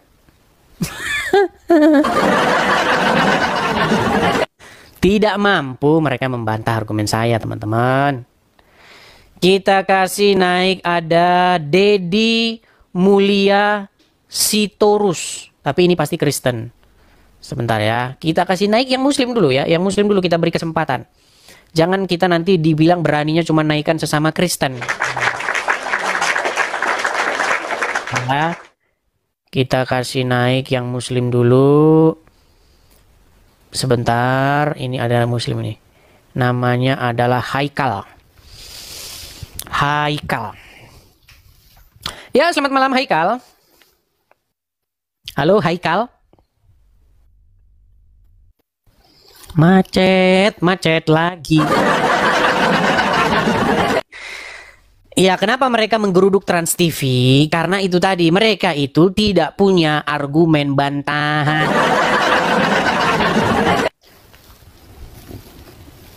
Mereka sukanya main tentara-tentara. Main geruduk-gerudukan, persekusi-persekusian. Iya, guru gembul itu Muslim loh, Muslim dia. Tetapi ketika dia mengkritik, apakah ada yang bisa jawab? Nggak ada. Yang ada spill alamat dari guru gembul. Walaupun saya banyak nggak sependapat dengan guru gembul. Perihal saya tidak sepakat, bahkan saya ajak guru gembul berdebat, tetapi adalah tidak etis. Kenapa kalian gembar-gemborkan alamatnya guru gembul? Denny Siregar pun juga sama. Kan kasusnya Denny Siregar juga begitu. Dibocorkan data pribadinya melalui kartu SIM. Kartu penyedia layanan seluler. Yang membocorkan siapa? Ya sudah pastilah kadrun.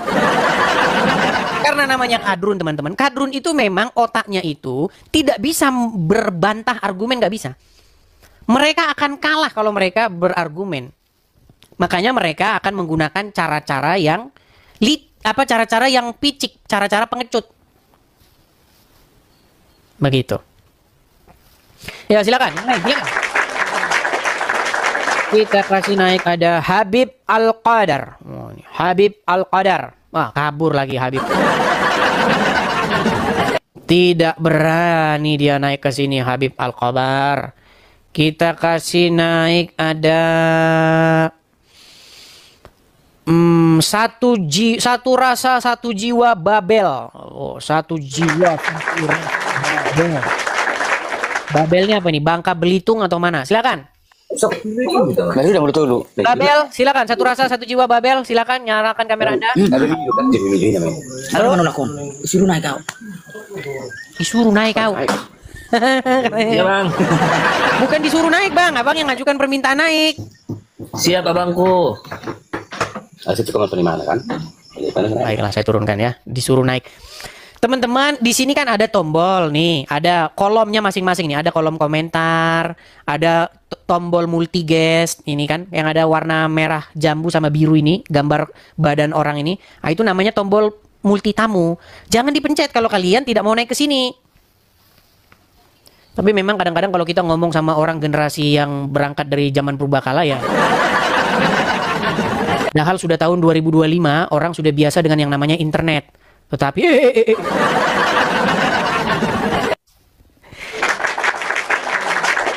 Oke, kita kasih ini ada Habib Al-Qadar. Ya, silakan Habib Al-Qadar, nyalakan kamera Anda. Turunan Nabi ini saudara-saudara ya. Silakan, Habib. Halo Habib. Jangan jenggotnya aja yang panjang-panjang Habib. Otaknya pun harus banyak.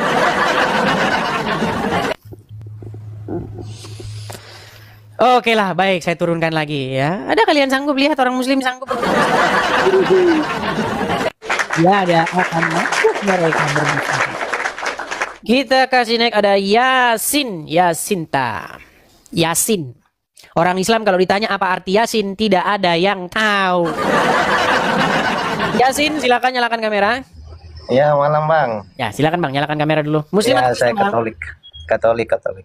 Oh, Katolik. Pantesan kalau langsung bicara berarti bukan Muslim, Bang. Kalau Muslim. Selamat malam Pak Edis, waktu Indonesia Timur. Gimana, Bang? Selamat malam waktu Indonesia Timur. Selamat malam waktu Indonesia Timur, berarti jam 9. Bang, Sehat kita selalu ya. utamakan yang Muslim dulu ya, Bang ya. Oke, makasih Bang Edis. Mohon maaf ya, Bang ya. Saya turunkan ya, Bang ya. Ya, silakan. Kita kasih naik ada Al-Haytami. Al-Haytami. Di sini jam 8 pagi, teman-teman. Ya, silakan Al-Haytami. Ya, halo Bang. Ya, Muslim Bang. Bang Muslim. Ya, Muslim. Ya, silakan nyalakan kamera Anda.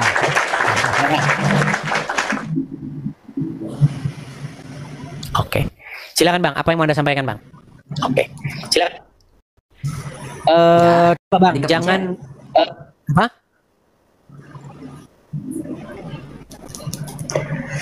Al-Haytami. Ya. Sekalinya dapat Muslim, dapatnya yang kayak begini. Berat. Ayo, coba kalian mau tanya apa? Silakan. Tanya, saya akan jawab. Silakan. Kita kasih naik ada sebentar ya. Harry. Oh, coba ini aja ya. Edo Choi. Silakan Edo Choi.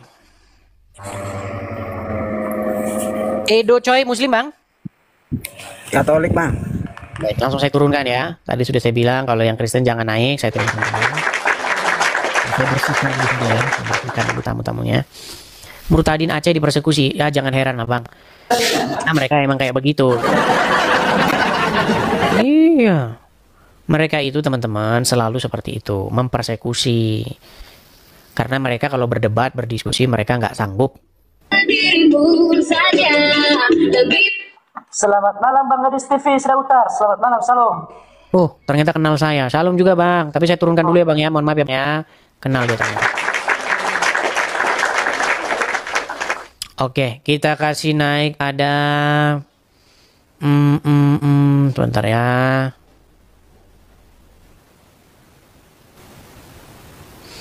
Kita kasih naik ada Haikal. Coba kita kasih naik satu kali lagi Haikal ya. Haikal. Ya, Haikal. Oh, Eri yang naik malahan. Ya, Eri Muslim Bang. Assalamualaikum Bang. Assalamualaikum. Ya, Abang Muslim. Muslim. Silakan Bang, apa yang mau Anda sampaikan Bang? Silakan. Tapi ngomong-ngomong, duduklah Bang, biar enak. Lagi sakit Bang, lagi sakit. Oh, lagi sakit. Ya, silakan, apa yang mau Anda sampaikan? Silakan. Sharing teori aja Bang, teori ini tentang Nabi Adam sama manusia purba duluan mana Bang? Bang, begini.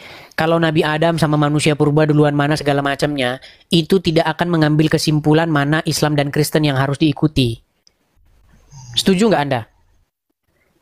Kita itu sedang membahas antara Islam dan Kristen. Betul? Nah, kira-kira mana yang lebih pantas diikuti? Islam atau Kristen? Kita bahas ajarannya, Bang. Ajaran Islam seperti apa, ajaran Kristen seperti apa, betul? Ya. Iya. Nah, coba menurut agama Islam, apa yang baik dari agama Islam? Coba sebutkan. Atau dari Muhammad. Nah, kabur. Kabur. Berat. Bahwa yang saya katakan itu semua benar. Apalagi yang mau dibela? Kita kasih naik ada Muhsin. Coba Muhsin. Waduh, yang saya naikkan Muhsin tapi yang naik malah yang lain. Coba sebentar ya, Muhsin. Mana dari Muhsin? Oh, hilang Muhsin ya. Yusuf. Ya, Bang. Oh ya, Muhsin sudah Balerong. Muslim, Bang? Balerong, apakah Anda seorang Muslim? Waduh, gawat sinyalnya, Bang. Sinyalnya gawat. Enggak, Bang, turunin aja. Turunin aja. Iya, sinyalnya gawat, teman-teman.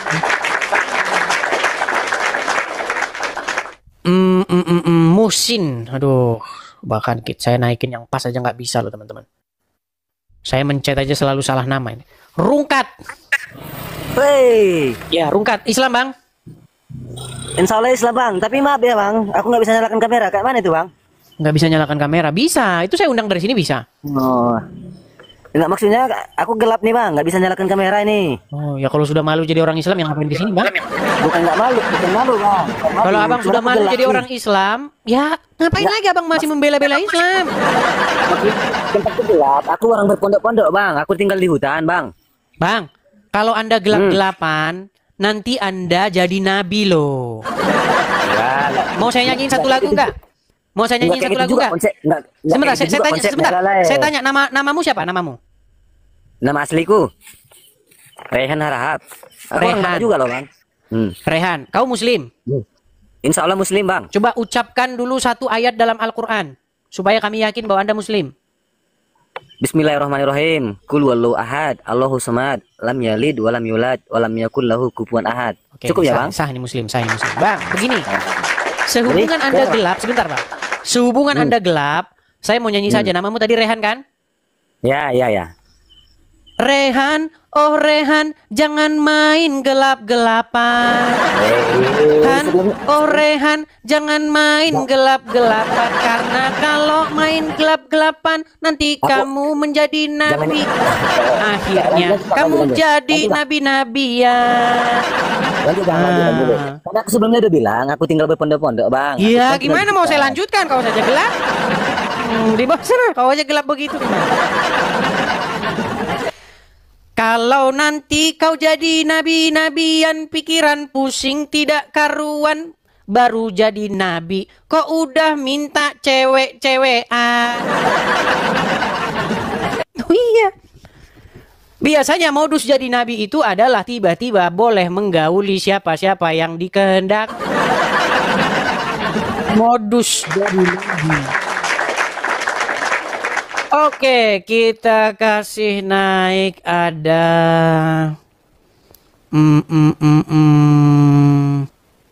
Muhsin. Iya, Muhsin, selamat malam. Silahkan nyalakan kamera Anda. Kalau lagi di mobil, jangan memaksakan diri naik, Bang. Nanti Anda kena ban loh. Muhsin, Anda lagi di mobil atau gimana?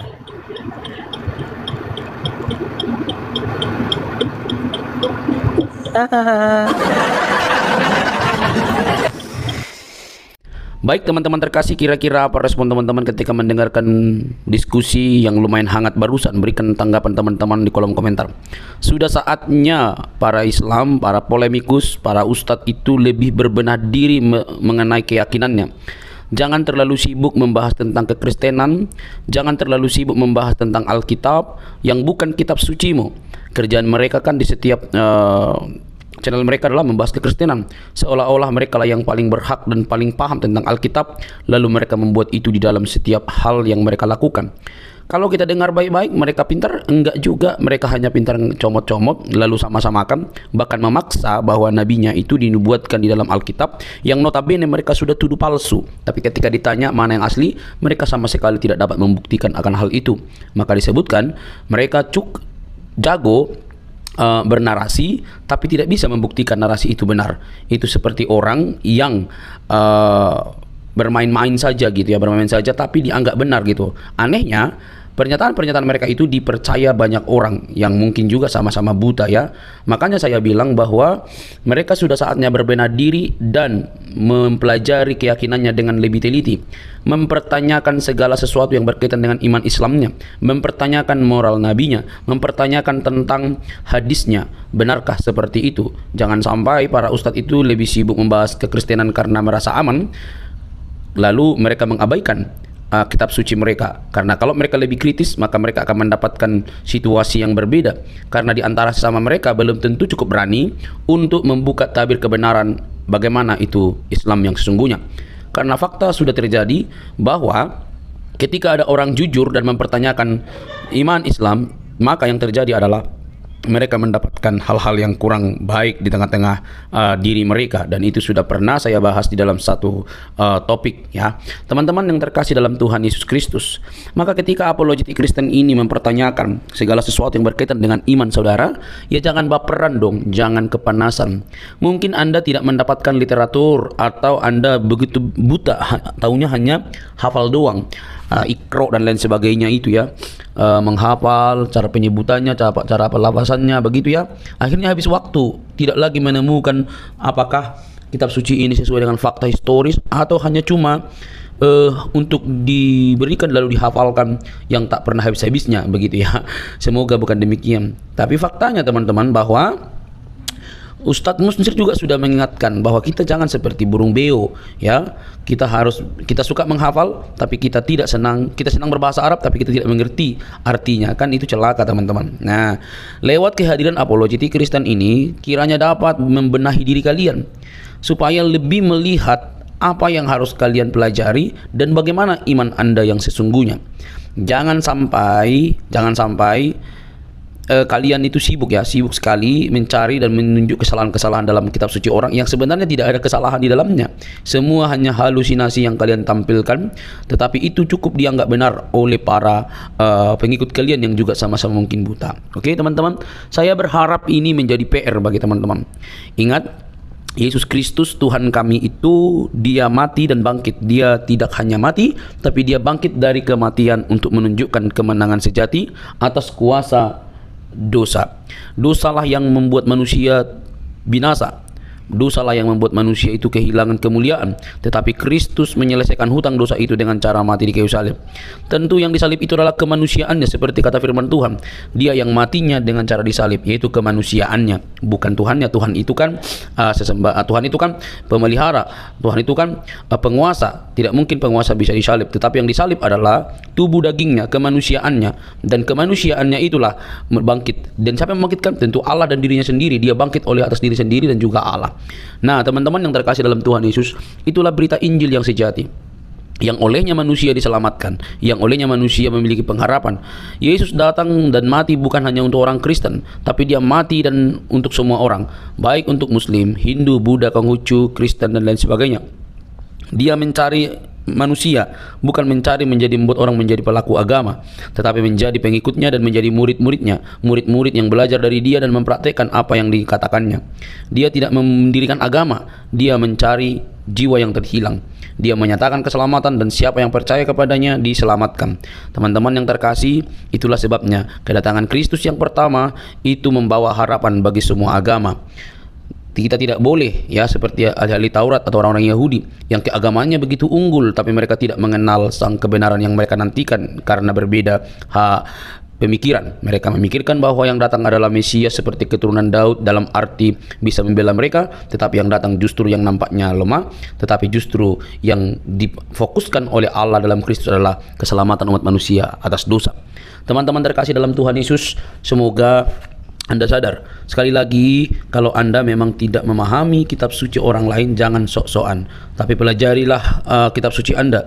Carilah pembuktian-pembuktian yang ilmiah, termasuk arkeologi yang berkaitan dengan agama Anda. Jangan sampai Anda didapati buta, tidak bisa mempertanyakan iman Anda. Mengutip salah satu perkataan dari Profesor Buya Syakur, beragama itu seperti memegang bara, dipegang salah, dilepas salah. Jangan takut murtad, kata dia. Teman-teman terkasih, semoga video ini mencerdaskan kita. Ingat, Yesus berkata dalam Injil Yohanes 3:16, karena begitu besar kasih Allah akan dunia ini berarti semua manusia, sehingga ia telah mengaruniakan anaknya yang tunggal, supaya setiap orang yang percaya kepadanya tidak binasa, melainkan beroleh hidup yang kekal. Hidup kekal di dalam Kristus Yesus. Percayalah, biarlah keselamatan itu kalian terima dan kalian diselamatkan. Sampai ketemu di video selanjutnya. Jangan lupa untuk men-share video ini dan mendukung seluruh apologetik Kristen supaya berkiprah melalui media, sehingga ada banyak orang yang dicerdaskan di zaman internet ini. Tuhan memberkati.